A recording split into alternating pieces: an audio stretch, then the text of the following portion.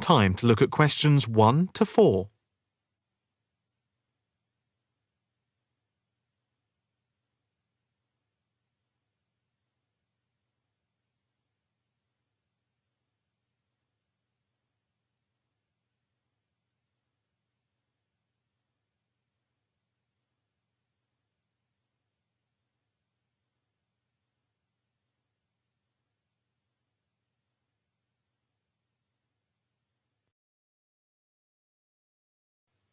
Now the test will begin. You should answer the questions as you listen, because you will not hear the recording a second time. Listen carefully and answer questions 1 to 4. Hi.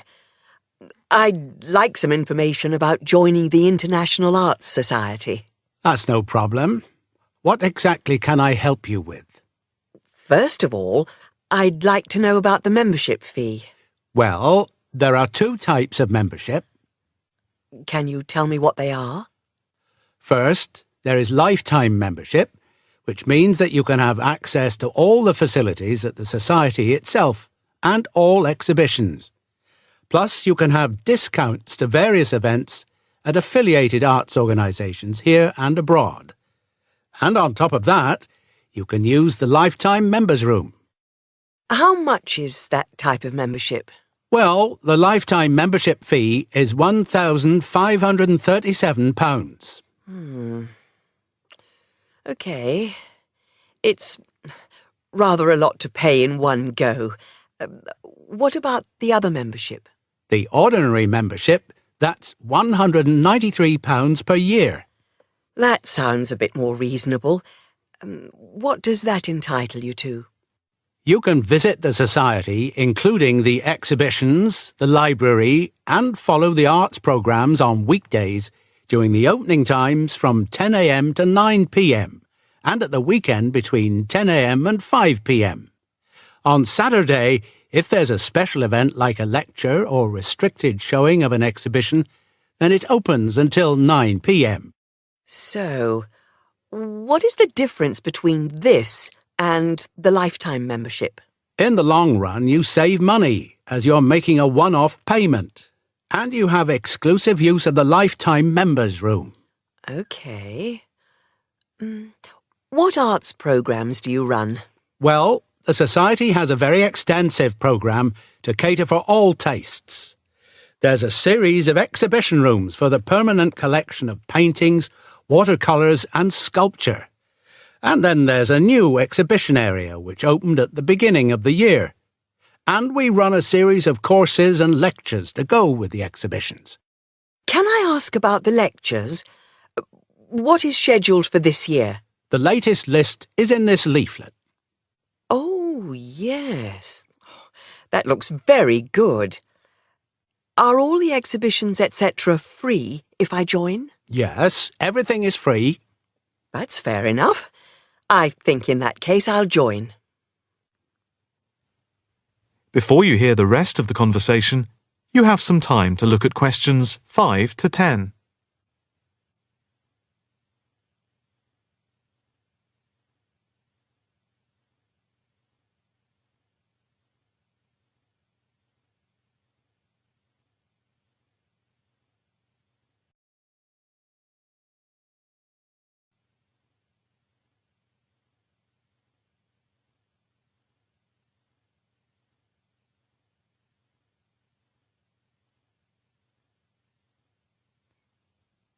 Now listen and answer questions 5 to 10. I just need to take your name, address and telephone number. First, your name. Margaret Rochester. I take it that's Rochester. Yes, that's it. And the address? It's 55 Stone Avenue. OK. Avenue. And the postcode? Let's see. It's M8 A7 4PQ. And a daytime telephone number? Can I give you my work number? Yeah, that's fine. It's 0207 895 2220, and the extension is 6633. Can I pay by credit card? Yes, of course. Do you want to pay for the full year at one time or by monthly instalments? You pay £4 extra a month if you pay by instalments. OK. I think I'll pay by monthly instalments. Right. If you just complete this form, then we can set up the monthly payments. OK. If you just put your PIN number in the machine, I can deduct the first month's payment. Right. That's gone through. Here's your card. I now just need to take your photograph over here, and then I can put it on your membership card. OK. That's it. I'll just print out your membership card. Right, here you are. Thank you. By the way, can I bring any friends to the Society exhibitions and lectures? With the ordinary membership, we can issue a day pass once a fortnight, which allows you to bring a friend in. But you have to accompany them. Thank you. Can I go in now? Yes. You just swipe your card here. That is the end of Section 1. You now have half a minute to check your answers.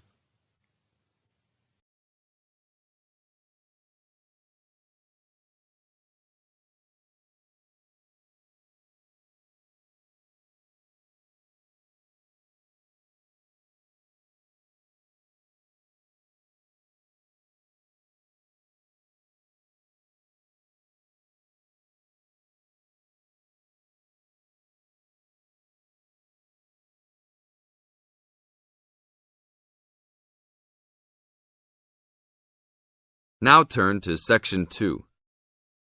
Section 2. You are going to hear an orientation talk. First, you have some time to look at questions 11 to 15.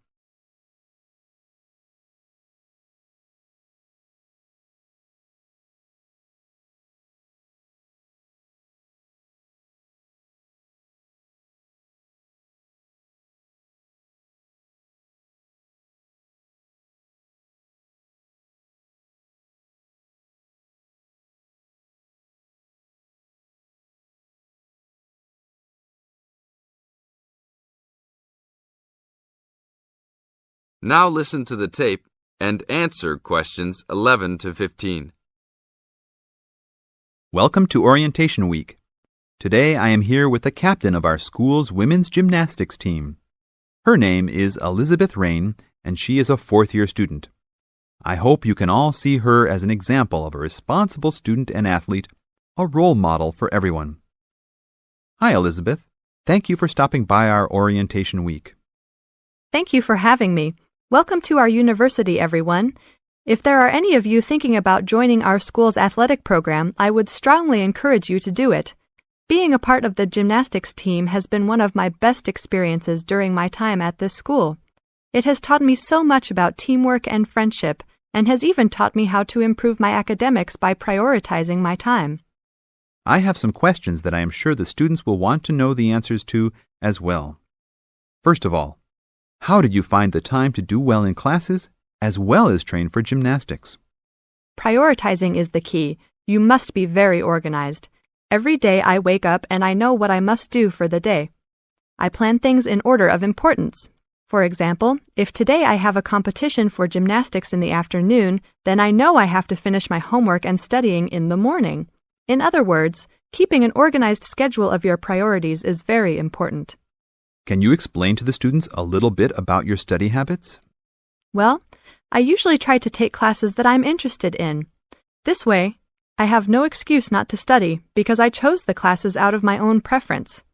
I separate my study time by class. For example, if I have 5 classes for this semester, I will study for 1 class a day from Monday through Friday, and then review for all of them on the weekend. I won't try and study for all 5 of my classes at one time. It is too hard to do that, to remember everything and not feel like you are going crazy. It is very important to focus the time that you set aside for studying. I do not study with the television on. I try to keep away from all distractions, because I find that I learn better that way. But of course, how each individual will study depends on each person. Now look at questions 16 to 20.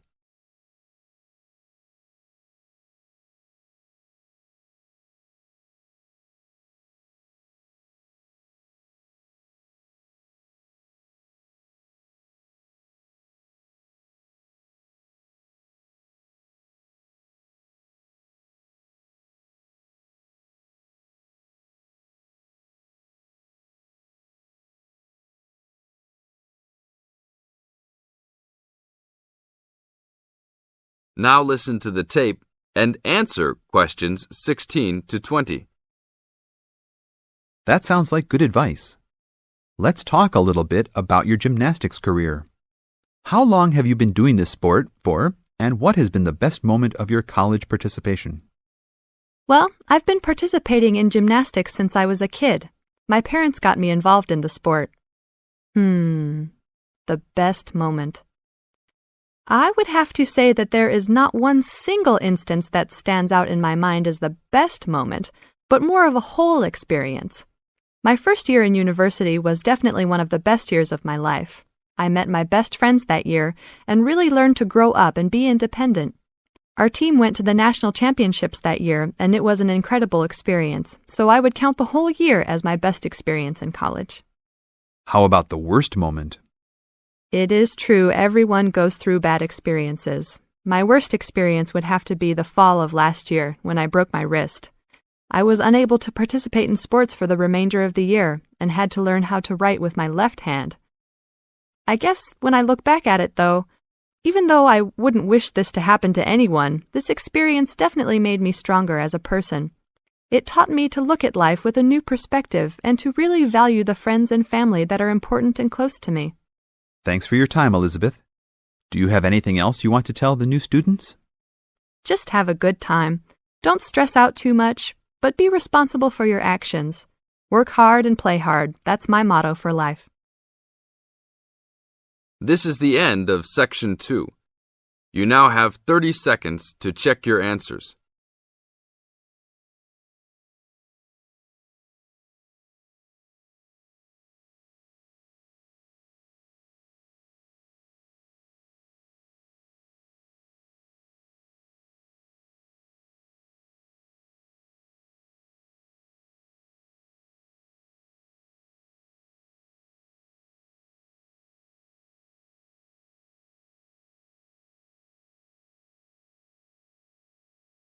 Now turn to Section 3. Section 3. You are going to hear a conversation between a student and a tutor. First, you have some time to look at questions 21 to 25.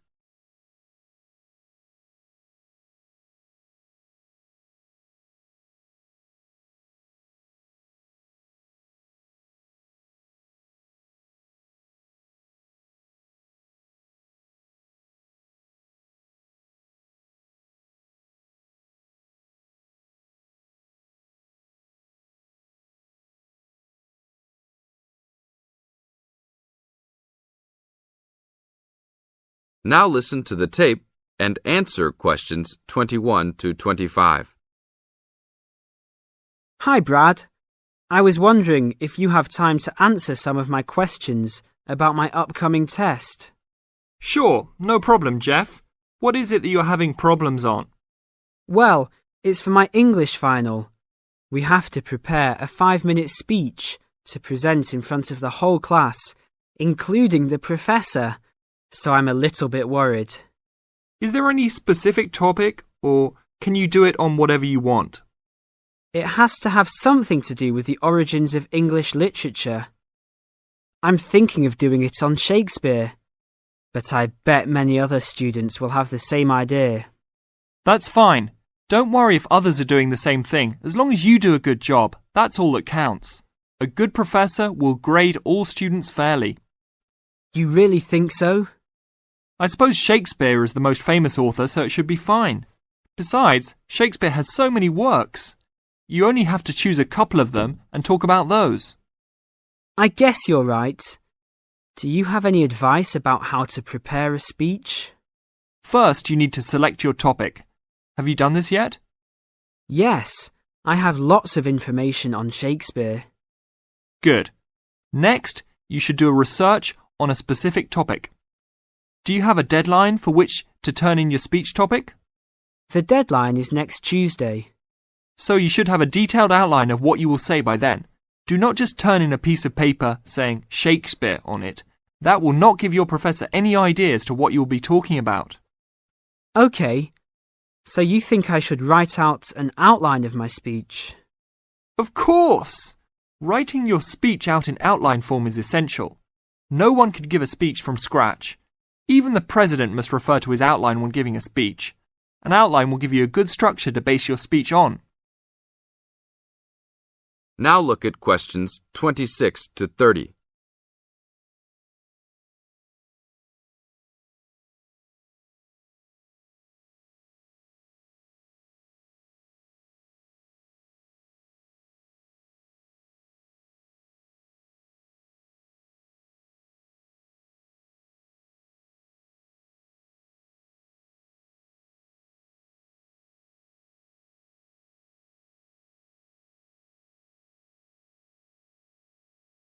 Now listen to the tape and answer questions 26 to 30. That's true.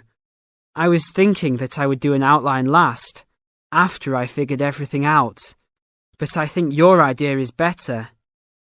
What should I do after I have an outline prepared? You should then write the speech out, word for word, what you're going to say. This is so you'll have a firm idea of what you will say. It doesn't mean that the speech you will give will be exactly the same, but at least you have a fairly good idea what the final product will be. At this point, I can read it over for you if you want. Really? That would be great. I would appreciate that so much. No problem. Once you write it out, the next step is to practice giving the speech. At first, you can do it in front of the mirror, so you can see your expressions in your presentation. After that, you should practice giving your speech to some friends. I can listen to it for you too. That's a great idea. I really owe you a big favour then. Sure, you can do my Latin homework for me. Just kidding. Seriously, don't worry about it. I can help you with anything you need. So when is the speech due? Well, the speech topic is due next Tuesday. The speech itself will be due next Friday. I can help you any time you want because I have no tests this next week. Besides, I'm an English major and Shakespeare's one of my favourite authors, so helping you out will be no big deal. Thanks so much.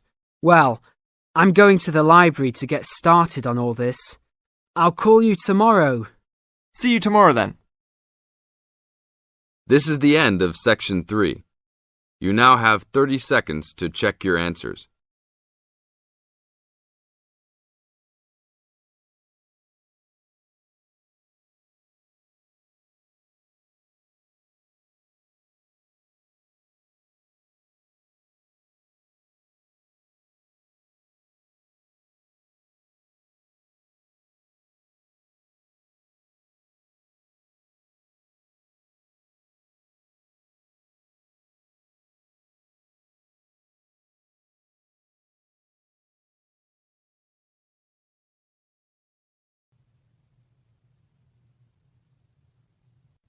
Now turn to Section 4. Section 4. You'll hear a lecturer talking to a group of science students. First, you have some time to look at questions 31 to 34.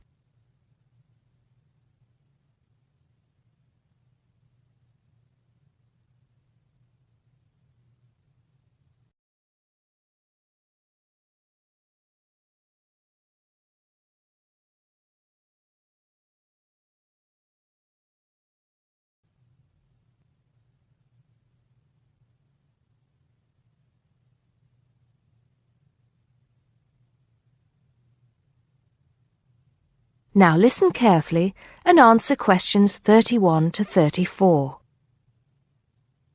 Good morning, ladies and gentlemen, and welcome to the science faculty. As you may know, my field of study is neurobiology, so you may be wondering what I have to say to those of you who are studying physics or chemistry or geology, even those of you who intend to become doctors. In fact, what I have to say is aimed especially at those who wish to enter the medical profession, though the main point applies to all of you. And what is my main point? Basically, it is that you shouldn't get stuck in too narrow a specialization. What I mean is, too often doctors and scientists become experts on one small aspect of their subject and neglect the rest. Perhaps you have heard the joke about a doctor being introduced to another doctor as an expert on the nose. "Oh yes," said the other doctor. "Which nostril?" I know that more and more it is necessary to specialize, because when you finish your studies, you have to find a place in the job market. But I do believe that it is damaging both to you personally and to the profession. You may be surprised to know how many physicians in the past were men of wide culture. Many were interested in the humanities, from the arts to literature to philosophy. A surprising number of them, from Rabelais to William Carlos Williams, became poets, novelists, and playwrights. Men of science have written clearly and intelligently about society, psychology, and politics. This tradition is not dead. Today, such eminent scientists as Stephen Jay Gould, Jared Diamond, and Richard Dawkins are well known as popularizers of science while maintaining high standards. But more of them in a minute.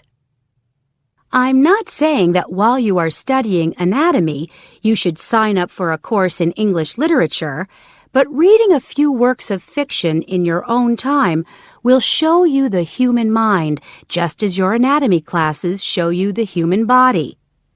Science faculties and medical schools, it seems to me, now largely ignore this human dimension. Furthermore, the study of medicine, and psychology for that matter, is largely about what has gone wrong with the body and the mind. That is, it mostly deals with the abnormal. Before you hear the rest of the talk, you have some time to look at questions 35 to 40.